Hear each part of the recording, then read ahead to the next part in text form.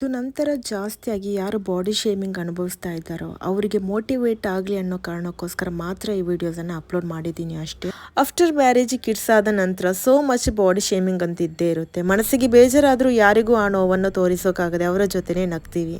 Food ತಿನ್ನೋಕೆ ಅಂತ table ಮೇಲೆ ಕೂರೋವಾಗ ನಿನ್ಗೆ ಸಾಕಾಗಬಹುದಾ ಅಂತ ಫ್ಯಾಮಿಲಿಯಿಂದ ಗೇಲಿ ಮಾತು. ಆಟೋ ರಿಕ್ಷಾದಲ್ಲಿ ಹೋಗ್ಬೇಕಾದ್ರೆ ಜಾಗ ಸಾಕಾಗುತ್ತಾ ಅಂತ ತಮಾಷೆ. ಆಫ್ಟರ್ ಡೆಲಿವರಿ ಆದ ನಂತರ lot of health issues mens face ಮಾಡ್ತಾರೆ. Hormonal imbalance, stress, mood swing, depression etcetera etcetera. ವಿಷಯ 1 ತಿಂಗಳಲ್ಲಿ 7 ಡೇಸ್ ಹುಷಾರಿದ್ರೆ ಮಿಕ್ಕಿರೋ ಡೇಸ್ ಎಲ್ಲಾನು ಟಯರ್ಡ್ನೆಸ್. ಮಕ್ಕಳನ್ನು ನೋಡೋದು, ಫ್ಯಾಮಿಲಿ ನೋಡೋದು ಇದೇ ಆಯ್ತು. ತನಗೆ ಅಂತ ಟೈಮ್ ಕೊಡದೆ ಫ್ಯಾಮಿಲಿಗೋಸ್ಕರ ಮಾತ್ರ ಜೀವಿಸೋ ಹೆಣ್ಣು.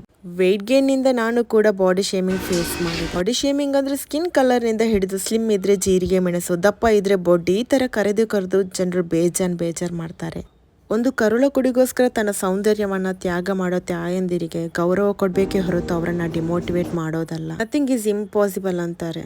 ಮನಸ್ಸು ಮಾಡಿದ್ರೆ ಎಲ್ಲಾನು ಆಗುತ್ತೆ. ಸೊ ನಾನು ಕೂಡ ನನಗೆ ಅಂತ 1 ಅವರ್ ಟೈಮ್ ಕೊಟ್ಟೆ. ಡೈಲಿ 1 ಅವರ್ ಜಿಮ್ ವರ್ಕೌಟ್ ಮಾಡ್ತಾ ಇದ್ದೆ. ನನ್ನ ವೆಯ್ಟ್ ಟಾರ್ಗೆಟ್ ನಾನು ರೀಚ್ ಆದೆ. ವೆರಿ ಹ್ಯಾಪಿಲಿ ನಾನು ಇವಾಗ ಲೈಫ್ ಲೀಡ್ ಮಾಡ್ತಾ ಇದ್ದೀನಿ.